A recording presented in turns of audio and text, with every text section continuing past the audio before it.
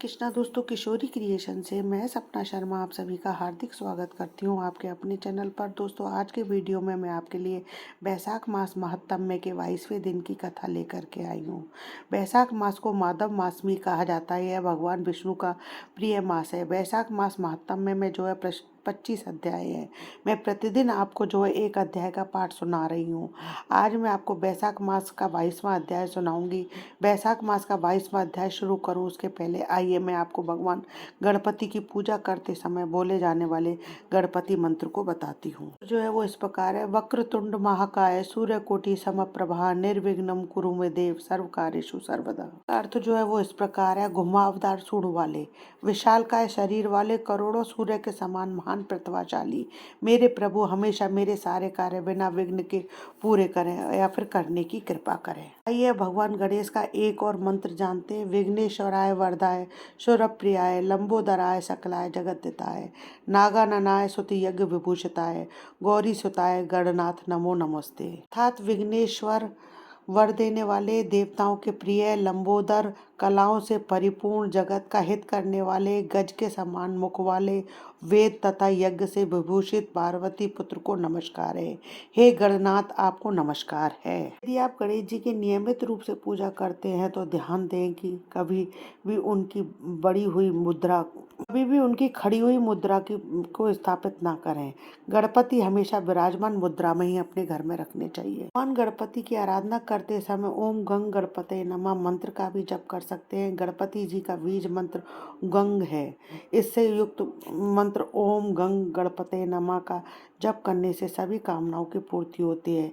इस षडाक्षर मंत्र का जप आर्थिक प्रगति व समृद्धि का प्रदायक है। आइए अब जानते हैं बैसाख मास महात्म्य का 22वां अध्याय। इससे पहले 21वें अध्याय में सुतदेव जी बोले। शंख मुनि और व्याग जो है दोनों ही उस पुरुष को देख करके बड़े विस्मित हुए। शंख मुनि ने उससे पूछा कि तुम कौन हो और तुम्हारी दशा जो है ऐसी कैसे हुई है? इस कर्म करने के कारण तेरी ऐसी शुभ बुद्धि हो गई है। वह पुरुष जो है पृथ्वी पर शंख मुनि को दंडवत हाथ जोड़कर प्रणाम कर कहने लगा कि मैं पूर्व जन्म में ब्राह्मण पुत्र था। वैशाख धर्म की कथा की मैं निंदा करता था। उससे मैं 84 लाख योनियों को भोग कर की योनि में पड़ा हुआ हूँ। उसके बाद शंख मुनि ने उस पुरुष और व्याग का भावी वृत्तांत बताकर से चले गए। सुतदेव जी बोले, बैसाख मास में व्याग के द्वारा सिर्फ एक दान करने से निषिद्ध को प्राप्त किया। आगे का वृत्तांत जो है 22वें अध्याय तम्य का 22वां अध्याय। मैथिल बोले, इस बैसाख मास की कौन कौन सी तिथियां अत्यंत पुण्य कारक हैं और क्या क्या दान विशेष रूप से उत्तम है?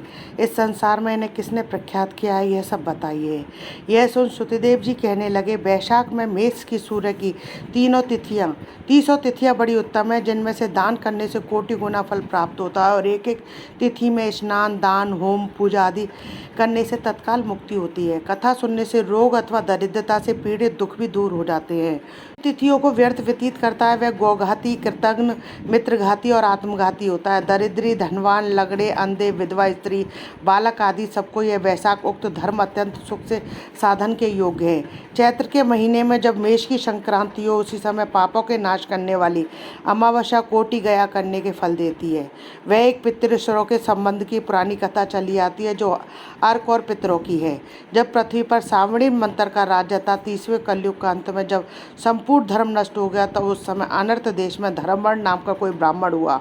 उसने उसी कलयुग के प्रथम पाद में मनुष्यों को पापों से युक्त और अपने अपने धर्म वर्णों से हीन देखा। तब एक दिन वह मुनि महात्माओं के सत्र यज्ञ के दर्शन के निमित्त पुष्कर क्षेत्र गया। वहाँ ऋषि मुनि लोग कलयुग की प्रशंसा कर रहे थे कि सतयुग में जो वर्ष भर में माधव भगवान प्रसन्न होते हैं, सो त्रेता में 1 मास में, द्वापर में 1 ही पक्ष में होते हैं। 10 गुणा पुण्य कलयुग में विष्णु भगवान के स्मरण करने से होता है। केवल एक हरि नाम उच्चारण करना उचित है। जब यह प्रसंग हो रहा था, तभी नारद मुनि खूब हंसने लगे और उन्मत्त की तरह नाचने लगे। निसंदेह यह कलयुग बड़ा पुण्य रूप आया है। केशव भगवान क्लेश नाश करने वाले स्मरण मात्र से प्रसन्न होते हैं, परंतु कलयुग के आगमन में आप लोगों का यहाँ ठहरना उचित नहीं है। इस पाखंड में भारत को छोड़कर सुखपूर्वक अन्यत्र जहाँ कहीं मन प्रसन्न हो विचरो। यह वचन सुन व्रतधारी मुनि यज्ञ समाप्त कर शीघ्र ही चले गए और धर्मबड़ भी पृथ्वी त्यागने का विचार कर ब्रह्मचर्य व्रत में जटाधारी साधु की भांति कलयुग में अनाचारों को देखने गए। वहां जाकर क्या देखते हैं कि संपूर्ण मनुष्य जाति घोर पाप में मग्न है। ब्राह्मण शूद्र और सन्यासी पाखंडी हो गए हैं। पत्नी पति में, गुरु शिष्य में, सेवक स्वामी में, पिता पुत्र में परस्पर विरोध रहता है। ब्राह्मण शूद्रवत गौ बकरी के समान हो गई है। वेद कहानी मात्र है, सत्य कर्म साधारण हो गए हैं। देवताओं की जगह भूत प्रेत आदि की पूजा होती है। अधम और नीच पूज्य हो गए हैं। इस कलयुग में भ्राता भगनी से, पिता पुत्री से संगम करते हैं। साधु महात्माओं का अपमान होता है, पापियों का सत्कार होता है, इत्यादि घोर दुराचार हो रहे हैं। यह सब देखते घूमते धर्म बन आश्चर्य युक्त तो पितृलोक को गया। वहाँ पितृगणों को बड़े भयंकर दुखों और अंधकूपों में पड़े हुए त्राही त्राही करते देखा, जहाँ किसी प्रकार का सहारा नहीं है। उन्हें देखकर बहुत विस्मित हुआ और दयालु होकर बोला कि तुम कौन हो? तुमने ऐसे कौन से घोर दुष्कर्म किए जिनसे तुम यहाँ पड़े हो? तुम किस गोत्र में उत्पन्न हुए हो और तुम्हारा कैसे उद्धार होगा? यह सब तुम मेरे सामने कहो, तुम्हारा आज ही कल्याण हो जाएगा। उसके ऐसे वाक्य सुन दुख से व्याकुल हो पितृश्वर प्रसन्न हो दीन वाणी से कहने लगे, हम श्रीवत्स गोत्री है, हमारा वंश पाप से क्षीण है, इसलिए पिंड देने वाली कोई भी संतान नहीं है। इसी से हम दुरात्मा जो है अंध में पड़े हैं। हमारे कुल में एक धर्मबड़ नाम का बड़ा यशस्वी है, वह सबको छोड़ अकेला ही विचरता है। उसने गृहस्थी धारण नहीं की है, वही दूर्वा का तंतु रूप है कि जिसे पकड़कर हम लोग लटक रहे हैं। अतः धर्मबड़ की आयु क्षीण होने पर इस अंध तामिश दुर्गम कूप में गिर पड़ेंगे। इससे हे तात, तुम पृथ्वी पर जाकर धर्मबड़ को समझाओ कि तेरे पितृश्वर दुख से पीड़ित केवल तेरे एक धूप के सहारे लटक रहे हैं। तेरे मरने पर और संतान न होने पर हम और तू सब अंध तामिश कूप में गिर पड़ेंगे। इसलिए गृहस्थ धर्म ग्रहण करके संतान वृद्धि करे। जब वह संतान गया को जाए, वैशाख उक्त धर्म करे, विष्णु भक्त को एकादशी आदि व्रत करे, वह पाप नाशनी कथा सुने, जिससे उसकी 100 पीछे की और 100 आगे की पीढ़ी नरक जाने से बचें और हमको तथा उसको ऊर्ध्व गति प्राप्त होगी। तुम ऐसे सत्य वाक्य समझाकर धर्मबड़ को गृहस्थ में प्रवृत्त करो। पितृश्वरों के ऐसे वचन सुन अचंभे में पड़ रोता हुआ हाथ जोड़कर नमस्कार कर धर्मबड़ बोला, हे महाराज, ही दुराचारी दुराग्रही तुम्हारा वंशधर धर्मबड़ हूँ। मैंने यज्ञ से महान नारद जी के कहे हुए वचन सुने, फिर पृथ्वी पर बहुत से पापी मनुष्यों को देखकर कुसंगति के डर के मारे दीपांतरों से विचरता रहा। इस तरह इस कलयुग के अंतिम पाद में भी मैं 3.5 भाग व्यतीत हो गए हैं। मैंने अब तक आपका दुख दूर नहीं किया। मैं आपकी आज्ञा का पालन देव ऋषि पितृश्वरों को तर्पण पूजन आदि करते हुए करूँगा और ऐसा आशीर्वाद मांगा कि संसारी कर्तव्य करने पर भी कलयुग की बाधा ना हो।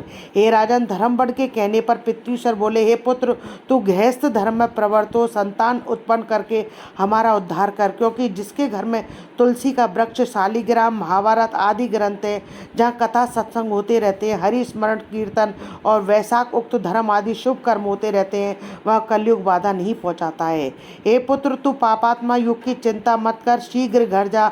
इस माधव मास में सबके के लिए मेष की संक्रांति की 30 तिथियों में वैशाख उक्त धर्म कर, जिससे करोड़ों गुना फल मिलते हैं। चैत्र की अमावस्या में पिंडदान, श्राद्ध आदि कर, जल से भरा घड़ा जिसमें कपूर और अगर की वासना हो दान कर, और सबके उपकार के लिए गृहस्थ बनकर उत्तम संतान प्राप्त कर। पीछे मुनि की वृत्ति धारण कर सुखपूर्वक दीपों में विचरना। पितृश्वरों की ऐसी आज्ञा पर धर्मबड़ शीघ्र ही पृथ्वी पर आए और चैत्र मास में मेष की संक्रांति के दिन प्रातःकाल स्नान कर देव ऋषि पितृश्वरों का तर्पण कर जल का भरा घड़ा दे और पाप नाश करने वाला श्राद्ध करके अपने पितृवर्ग को ऐसी मुक्ति दी जिससे आवागमन छूट जाए। फिर विवाह किया, उसने सुंदर संतान हुई और संसार में इस पाप नाशनी तिथि को प्रख्यात कर स्वयं प्रसन्न हो गंधमादन पर गया। इसलिए यह मधुमास की अमावस्या भी शुभ है। इसके समान संसार में कोई तिथि न देखी है न सुनी है। इति श्री वैशाख मास महात्म्य में 22वां अध्याय समाप्तम। दोस्तों, यदि आपको मेरा ये वीडियो पसंद आए तो प्लीज़ मेरे वीडियो को ज़्यादा से ज़्यादा लाइक और शेयर कीजिए अपने फैमिली और फ्रेंड में। यदि आपने अभी तक को सब्सक्राइब नहीं किया है तो इसे सब्सक्राइब करना ना भूलें। पास ही में बेल आइकन को दबाएं, जिससे मेरे आने वाले हर नए वीडियो का नोटिफिकेशन आपको मिल जाए। हिंदू धर्म, रीति रिवाज, कथा कहानी जानने के लिए मेरे चैनल पर बने रहने के लिए बहुत बहुत धन्यवाद। जय श्री कृष्ण दोस्तों।